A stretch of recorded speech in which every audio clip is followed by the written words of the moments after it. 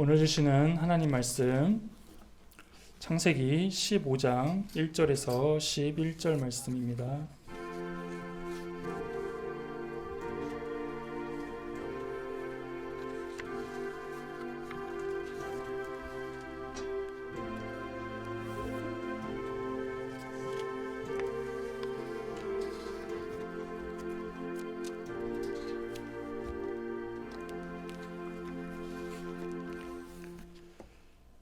이후에 여호와의 말씀이 환상 중에 아브라함에게 임하여 이르시되 아브라함아 두려워하지 말라. 나는 내 방패요 너희의 지극히 큰 상급이니라. 아브라함이 이르되 주 여호와여 무엇을 내게 주시려 하나이까. 나는 자식이 없사오니 나의 상속자는 이 다메섹 사람 엘리에셀이니이다. 아브라함이 또 이르되 주께서 내게 씨를 주지 아니하셨으니 내 집에서 길린 자가 내 상속자가 될 것이니이다. 여호와의 말씀이 그에게 임하여 이르시되 그 사람이 내 상속자가 아니라 내 몸에서 날 자가 내 상속자가 되리라 하시고 그를 이끌고 밖으로 나가 이르시되 하늘을 우러러 무별을 셀 수 있나 보라. 또 그에게 이르시되 내 자손이 이와 같으리라. 아브라함이 여호와를 믿으니 여호와께서 이를 그의 의로 여기시고 또 그에게 이르시되 나는 이 땅을 내게 주어 소유를 삼게 하려고 너를 갈대아인의 우르에서 이끌어낸 여호와니라. 그가 이르되 주 여호와여 내가 이 땅을 소유로 받을 것을 무엇으로 알리이까. 여호와께서 그에게 이르시되 나를 위하여 3년 된 암소와 3년 된 암염소와 3년 된 순양과 산비둘기와 집비둘기 새끼를 가져올지니라. 아브라함이 그 모든 것을 가져다가 그 중간을 쪼개고 그 쪼갠 것을 마주 대하여 놓고 그 새는 쪼개지 아니하였으며 솔개가 그 사체 위에 내릴 때에는 아브라함이 쫓았더라. 아멘. 하나님의 말씀입니다. 지금까지 계속 이 아브라함을 통하여서 믿음에 대하여 이야기하고 있습니다. 그렇다면 이 믿음은 과연 무엇일까요? 그리고 여러분들에게 누군가 믿음이 무엇이냐고 물으면 어떻게 답을 할 수 있을까요? 믿음은 눈에 보이지 않기 때문에 설명하기가 어려운 부분도 있고 또 다양하게 말할 수 있습니다. 히브리서 11장 1절에는 믿음은 바라는 것들의 실상이요 보이지 않는 것들의 증거니라고 말합니다. 비전성경 사전에서 믿음은 신앙, 확신, 신뢰, 의리함을 의미하며 진실로 받아들이는 것을 말하기도 한다. 성경에서의 믿음은 하나님께 자신의 삶을 바꾸는 태도를 말한다. 믿음을 지닌 사람은 하나님이 계시해 주신 진리를 확신하고 신뢰할 만한 것으로 여기고 신뢰, 사랑, 순종함으로 하나님께 반응한다라고 기록하고 있고요. 일반적인 사전적인 의미로서의 믿음은 초자연적인 절대자, 창조자 및 종교 대상에 대한 신자 자신의 태도로서 두려워하고 경건히 여기며 자비, 사랑, 의뢰심을 갖는 일이라고 정의를 합니다. 그래서 결국 믿음이라는 것은 우리가 어떻게 배워서 공부해서 알게 되는 지적인 것도 아니고 또 어떤 마음으로 이렇게 깨달아야 하는 감정적인 것, 이걸로도 말할 수도 있는 것이 아니라는 것입니다. 하지만 분명한 것은 우리가 이 믿음이라는 것을 통하여 영향을 받고 살아가고 있다는 것이죠. 또한 이 믿음은 우리가 하나님만의 관계에서뿐만 아니라 일반적인 인간관계, 또 타 종교에서도 충분히 쓸 수 있는 단어라는 것이죠. 그렇다면 우리가 사용하고 있는 이 믿음, 우리가 기독교에서 또 우리가 신앙생활 가운데에서 말하고 있는 이 믿음, 하나님이 말씀하신 이 믿음은 과연 무엇일까요? 오늘 본문은 아브라함이 이제 멜기세덱과 소돔 왕을 통하여서 믿음의 고백을 한 이후, 신앙의 고백을 한 이후에 이번엔 환상 중에 말씀하십니다. 1절입니다. 이후에 여호와의 말씀이 환상 중에 아브라함에게 임하여 이르시되 아브라함아 두려워하지 말라. 나는 내 방패요 너의 지극히 큰 상급이니라 라고 말하고 있습니다. 여기서 하나님은 아브라함에게 두 가지를 말씀하고 계신데요. 먼저는 두려워하지 말라입니다. 무엇을 두려워하지 말라는 걸까요? 갑자기 두려워하지 말라는 것입니다. 아브라함이 어디로 이동하려는 것도 아니고 어떤 큰 일을 행하려는 것도 아닌데 갑자기 두려워하지 말라고 합니다. 하지만 현재 아브라함의 모습을 잘 보시면 두 가지의 두려움을 갖고 있습니다. 하나는 외적인 두려움이고 하나는 내적인 두려움입니다. 먼저 외적인 두려움은 무엇일까요? 앞에 봐 상황입니다. 전쟁에서 롯을 구출해 왔습니다. 즉 북방 왕들과 전쟁을 해서 이겼는데 단지 롯을 위한 승리였을 뿐이지 그 북방에 있는 나라들을 다 섬멸한 것은 아니라는 것입니다. 이것은 어떤 얘기입니까? 그들이 언젠가 다시 전열을 정비해서 다시 아브라함을 공격할 수 있는 가능성이 있다는 것입니다. 그리고 아브라함은 어떤 사람입니까?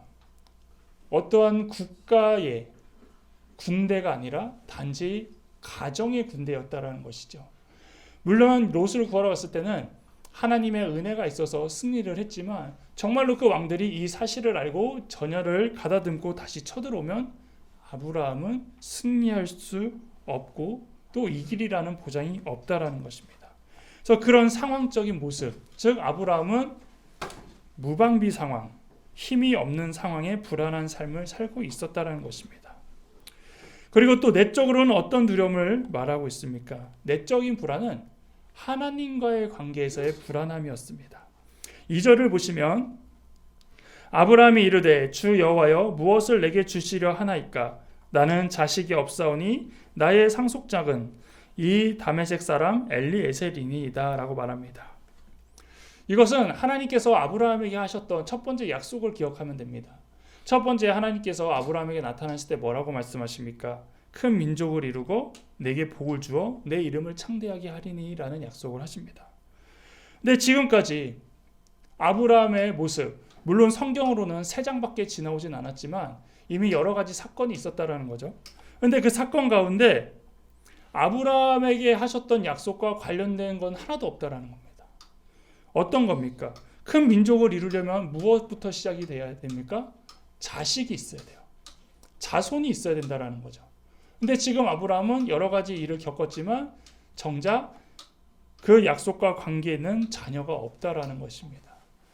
아브라함을 만났을 때부터 아브라함은 하나님을 처음 만났을 때부터 이미 자녀도 없었고 그런 자녀가 없는 아브라함에게 이렇게 대대의 약속을 주셨으니 아브라함은 기대했을 겁니다. 아, 어떻게든 나에게 어떤 자손이 생기겠구나. 어떤 자녀가 나에게 나타나겠구나라고 생각을 했지만 정작 하나님은 아브라함에게 자손을 주지 않았다라는 거죠. 즉 약속은 있었으나 정작 그 약속대로 이루어진 것이 없는 상황이라는 겁니다. 하나님께서 갈대아 우르에서부터 지금까지 인도하시고 이끄신 것은 부정할 수 없지만 정작 그 약속에 대한 성취에 대한 불안을 갖고 있었다라는 것이죠.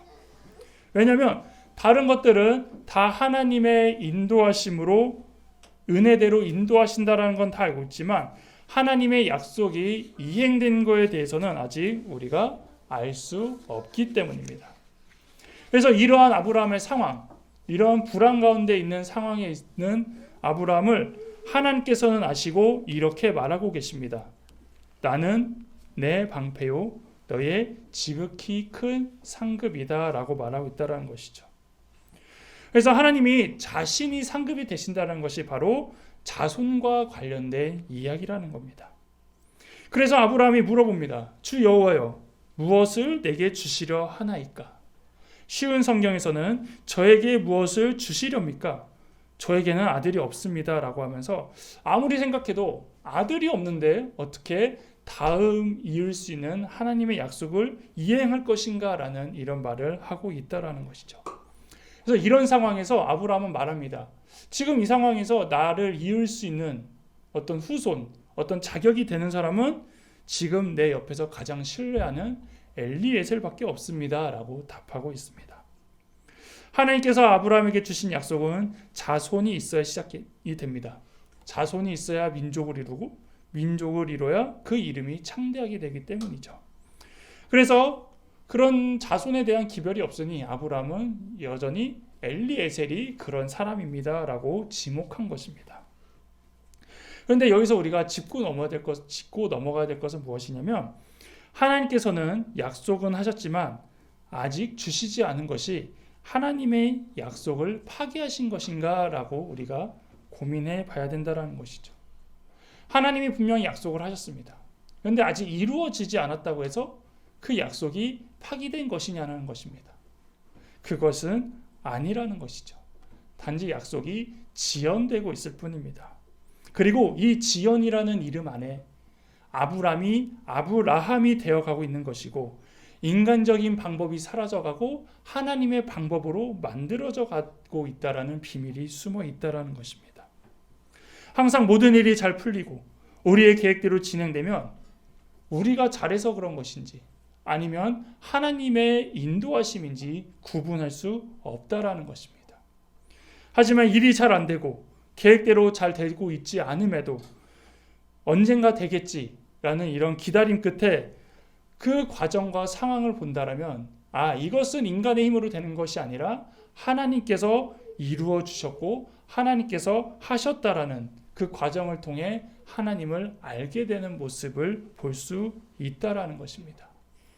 또한 그것을 통하여 하나님의 생각과 우리의 생각이 얼마나 다른지를 발견할 수 있게 된다라는 것이죠. 아브라함은 하나님으로부터 후손에 대한 답을 항상 기다렸습니다. 즉, 인간적인 생각으로는 이제 내가 너한테 아들을 줄게. 이제는 내가 너에게 약속을 지킬 시간이 됐다. 이런 답을 기다렸겠죠.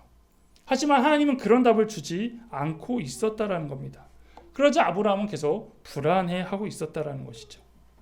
자, 그런데 여기서 하나님은 뭐라고 얘기합니까? 내가 너의 큰 상급이라고 하십니다.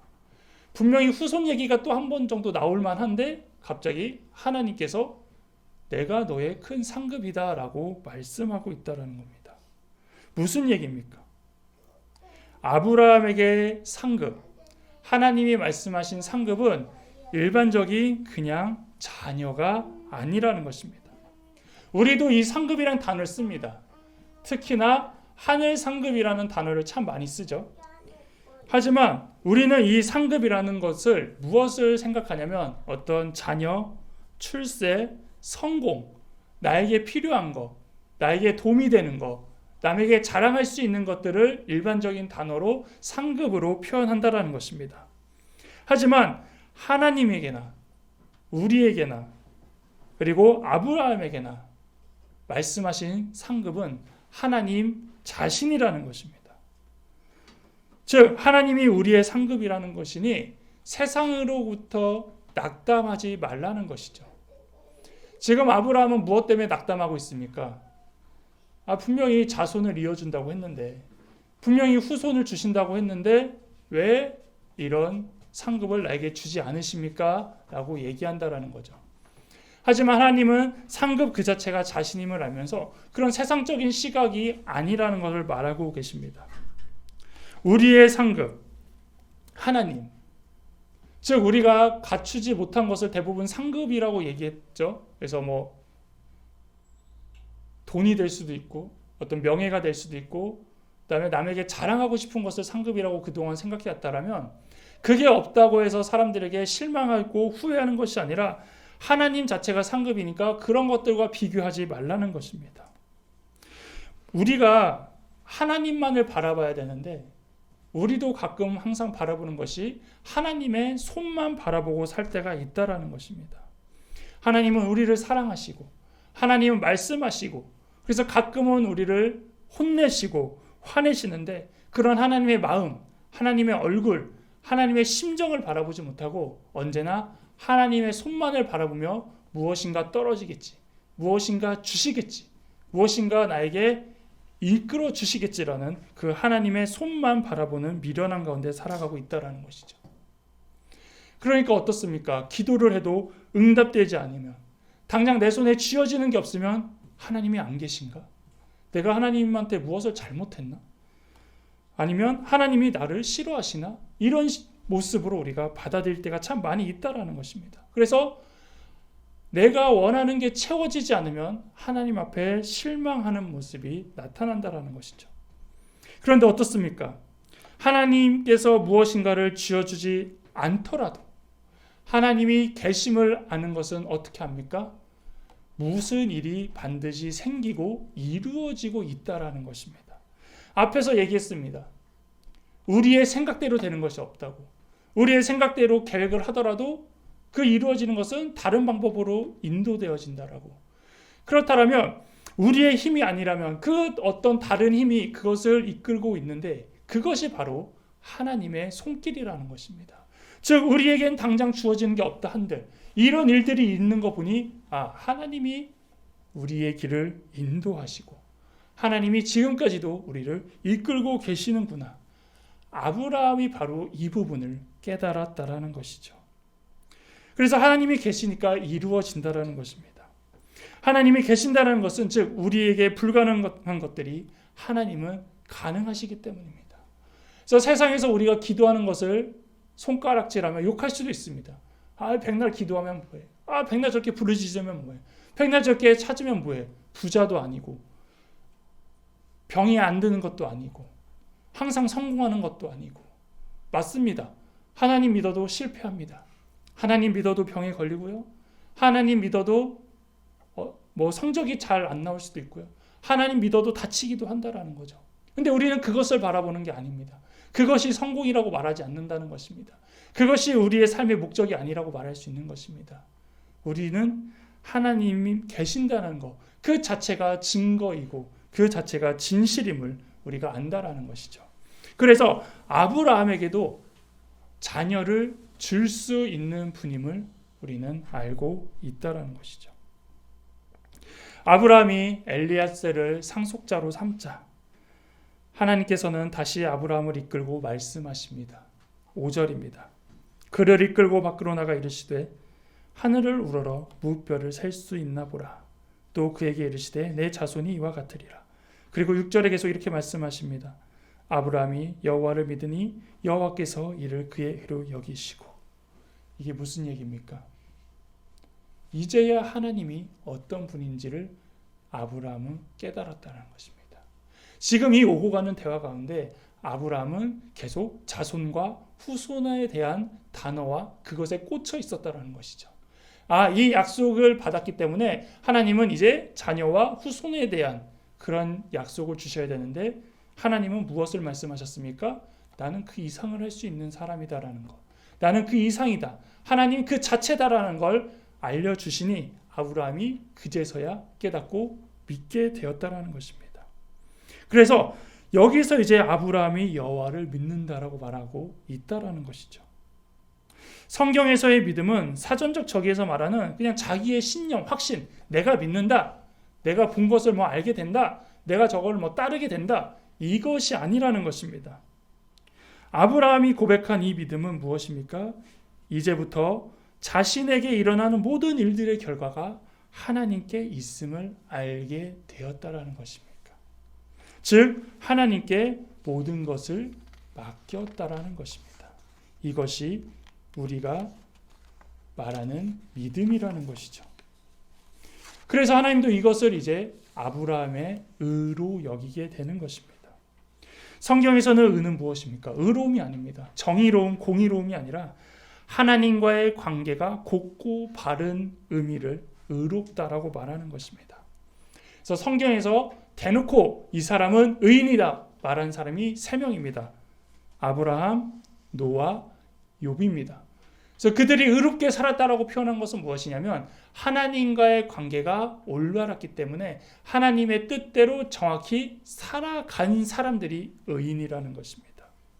그래서 하박국 2장 4절에 보라 그의 마음은 교만하여 그 속에서 정직하지 못하나 의인은 그의 믿음으로 말미암아 살리라 라고 말합니다. 그래서 의인이 될 수밖에 없는 건 무엇입니까? 믿음이 있기 때문입니다. 믿음이 무엇입니까? 하나님에게 모든 걸 맡겼기 때문에 하나님이 원하신 대로 살아갈 수 있다는 것이죠. 그러니 자연적으로 의롭게 될 수 있다는 것입니다. 그래서 의인은 믿음으로 살아갈 수밖에 없고 믿음으로 살다 보면 의인이 된다라는 것이죠. 세상이 말하는 의는 믿음과 관계가 없습니다. 세상에서 의로운 사람은 선해야 됩니다. 착해야 됩니다. 하지만 성경에서의 의는 선하고 착한 것보다도 그 우선에 하나님과의 관계입니다. 그래서 하나님과의 관계가 어긋나면 그때는 죄인이 되고 죄가 되는 것입니다. 여기가 또 우리가 생각해 볼 수 있는 건 무엇입니까? 이제는 하나님과의 관계에 대한 현실적인 모습을 찾아볼 수 있다는 것이죠. 우리도 의심을 할 때가 있습니다. 나도 하나님과의 관계가 되게 좋은 것 같은데, 나도 말씀 많이 읽고 기도 많이 하고 남들 볼 때 그래도 하나님 믿는 사람이라고 인정받는 것 같은데 왜 현실적으로 내 삶에서는 은혜와 기쁨이 넘치는 삶이 되지 못할까? 왜 고난과 어려움이 계속 있는 것일까? 우리는 믿음을 가질 때 이 믿음이 세상에서 나타나는 것과 비례되기를 기대한다는 것이죠. 신앙이 좋아지고 믿음이 좋아질수록 더 기뻐해야 되고 행복해야 되고 즐거워야 되고 성공해야 되고 사람들로부터 인정받아야 된다고 생각합니다. 그런데 아브라함이 가졌던 믿음은 이런 것이 아니었습니다. 그가 여호와를 믿는다라는 것은 이런 상황적인 것, 현실적인 것이 이제 나타난다라는 것이 아니라 하나님이 붙들고 계심 그 자체가 방패요 상급이라는 것을 깨달은 것입니다. 즉 우리도 여전히 믿음이라는 걸 갖고 있으면 세상적인 반응을 생각하고 있지만 아브라함은 그 믿음이 어떻게 되냐? 바로 하나님과의 올바름, 하나님 그 자체라는 걸로 받아들여 버렸다라는 것이죠. 그러면서 그 믿음이 자라기 시작합니다. 지금까지 아브라함에게 일어난 사건들, 그리고 앞으로 일어날 일들이 모두 우연이 아니라 하나님의 계획이라는 것을 인정하게 된다라는 것이죠. 즉 아브라함은 두려움이 있다고 했습니다. 조바심이 있다고 했습니다. 그래서 하나님과의 관계에 문제가 있다고 얘기를 했죠. 하지만 이제는 어떻습니까? 기다릴 수 있게 된 것입니다. 하나님 하시는 분이고 하나님 반드시 이끌 분인 걸 난 알기 때문에 그냥 이젠 맡기겠다. 나는 걱정하지 않겠다. 나는 이제 염려하지 않겠다. 이런 모습이 보여지고 있는 게 지금 여호와를 믿는다라고 표현하고 있다라는 것이죠. 그래서 믿음은 자기 확신이 아니라는 겁니다. 내가 믿는다가 아니고 또 믿는다고 해서 믿어지는 것이 믿음이 아니라는 것입니다. 믿음은 그 대상을 알기 때문에 반응할 수 있다라는 겁니다. 아브라함은 하나님이 자신에게 방패요 큰 상급이라고 말하는 순간 하나님에 대하여 이제 믿어진다라는 것입니다. 그 순간 이제 믿음이 아브라함에게 들어왔다라는 것입니다. 우리도 하나님을 믿는 것은 하나님이라는 대상을 믿는 것이 아니라 우리의 인생이 하나님 안에 잡혀 있음을 인정하고 살아가는 것, 이것을 믿는다라고 말하는 것입니다. 그래서 우리가 믿음 있게 살아갈 때에 어떤 고백을 할 수 있냐면 이런 고백을 할 수 있는 겁니다. 데살로니가전서 5장 16절에서 18절에 항상 기뻐하라, 쉬지 말고 기도하라, 범사에 감사하라. 이것이 그리스도 예수 안에서 너희를 향하신 하나님의 뜻이니라.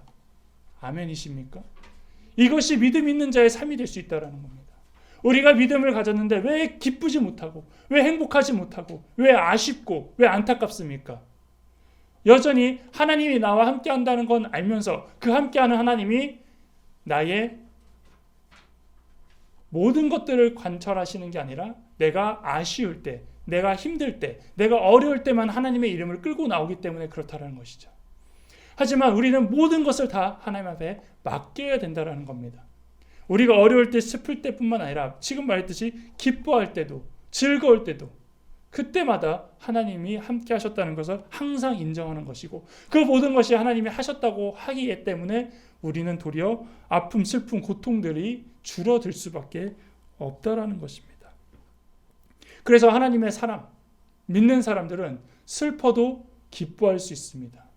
힘들어도 즐거워할 수 있습니다. 어려워도 견딜 수 있는 이유가 바로 이거라는 거죠.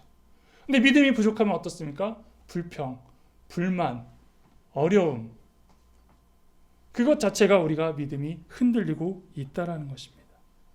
세상 사람들은 현상에 대하여 반응합니다. 좋으면 기뻐하고 행복하고 사랑합니다. 근데 어려우면 슬퍼하고 힘들어합니다. 근데 의인은 어떨까요? 믿음은 사람들은 어떨까요? 언제나 좋으나 어려우나 슬픈 데서도 감사할 수 있다는 겁니다. 왜요? 하나님이 함께 하시니까요. 하나님의 뜻을 알고 있으니까. 하나님과의 관계가 좋으니까 그것이 그렇게 크게 문제되지 않는다라는 것입니다. 그리고 더 나아가 하나님께서 그 시작과 끝을 이끌고 계심을 알고 있기 때문에 살아갈 수 있다라는 겁니다. 이제 약속을 받은 아브라함은 약속의 증표를 묻습니다. 8절입니다. 그가 이르되 주 여호와여 내가 이 땅을 소유로 받을 것을 무엇으로 알리이까? 한 번 더 확인하고 싶었던 것이죠. 왜냐하면 처음에 후손에 의한 약속을 했지만 그것에 대해 잘 눈에 보이지 않자 이제는 한번 확인 좀 해달라고 얘기하는 겁니다. 이거를 의심이라고 얘기하면 안 됩니다. 한 번 더 좀 알고 싶다라고 하나님한테 부탁하는 겁니다. 그러자 하나님께서는 아브라함이 아닌 나를 위하여라고 말씀하십니다. 나를 위하여라며 그 확증할 재물들을 직접 언급해 주십니다. 그래서 아브라함은 확증을 요구했지만 결국 모든 것을 진행하시고 이끄시는 주관자가 하나님임을 다시 여기서 확인시켜 주신다는 거죠. 그래서 9절에 여호와께서 그에게 이르시되 나를 위하여 3년 된 암소와 3년 된 암염소와 3년 된 순양과 산비둘기와 집비둘기 새끼를 가져올지라. 자, 왜 3년 된 것을 원하실까요? 자, 재물이라고 하면은 우리가 어디로 생각하기 쉽냐면 레위기를 생각하기가 쉽습니다. 거기는 이제 제사에 대한 게 다 나와서. 근데 거기 재물들하고는 또 틀려요. 거기는 1년 되고 흠없는 것을 기준으로 삼지만 여기는 3년 된 것이라고 얘기하고 있습니다. 왜 3년 된 것이라고 하나님은 말씀하실까요? 그것은 완전한 것을 원하는 것입니다.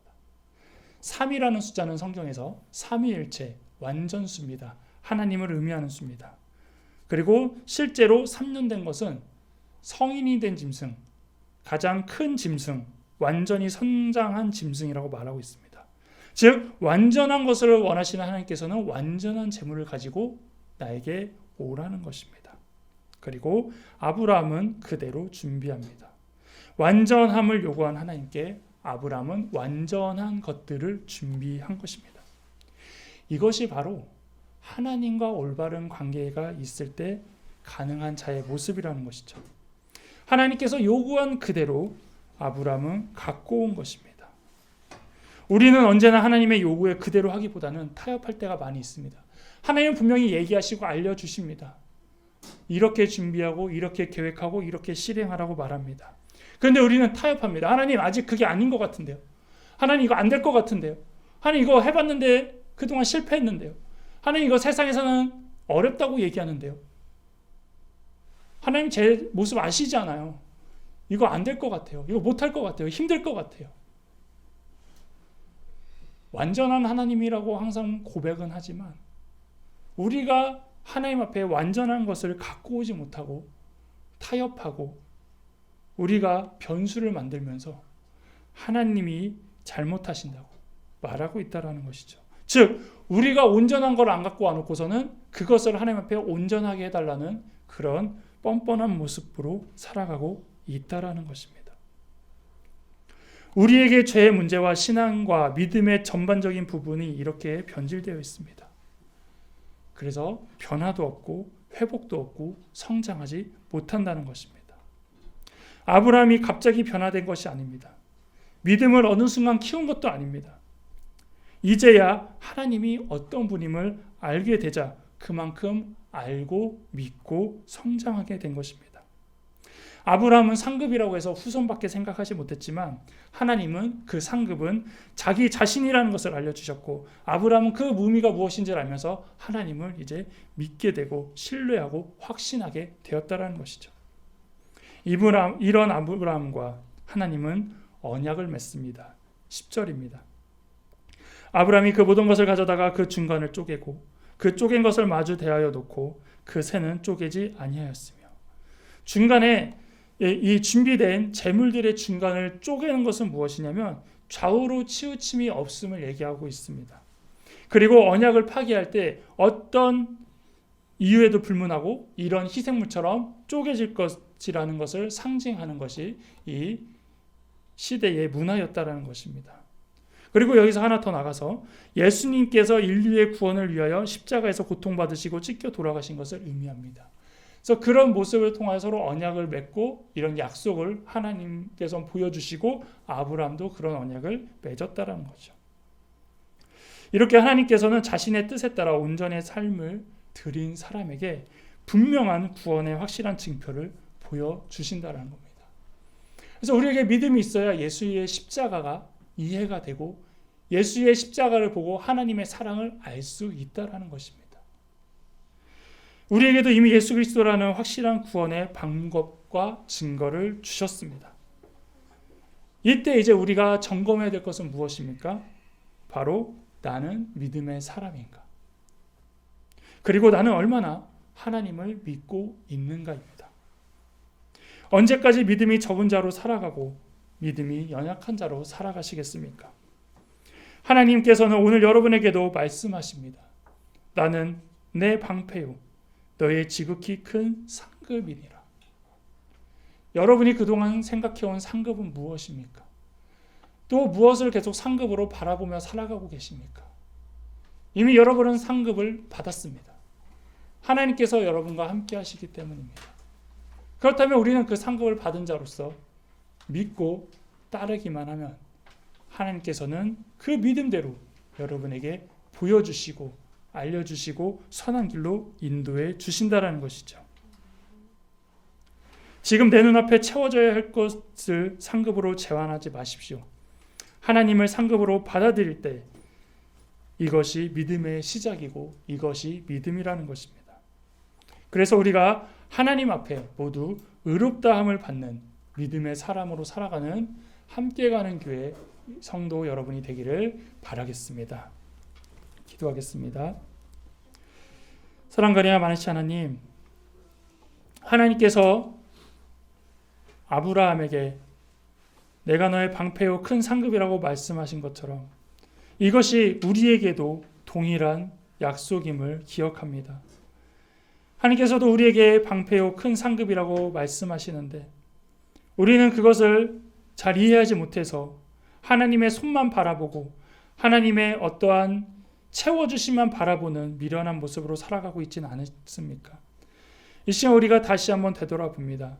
우리가 믿고 있는 것이 하나님인지 아니면 하나님께서 주시는 또 다른 것인지 이 시간 다시 우리가 조정하려고 합니다. 그동안 하나님의 손길과 하나님의 은혜와 하나님께서 채우시는 것만 바라본 것이 아니라 이제는 하나님 자체만을 하나님 한 분만을 온전히 받아들이며 믿고 살아가기 원합니다. 그럴 때에 우리가 의로워지고 하나님이 그 모습을 의롭다 하셔서 구원을 허락하심으로 우리가 그 구원의 확신을 갖고 살아갈 수 있도록 인도하여 주옵소서. 예수님의 이름으로 기도합니다. 아멘.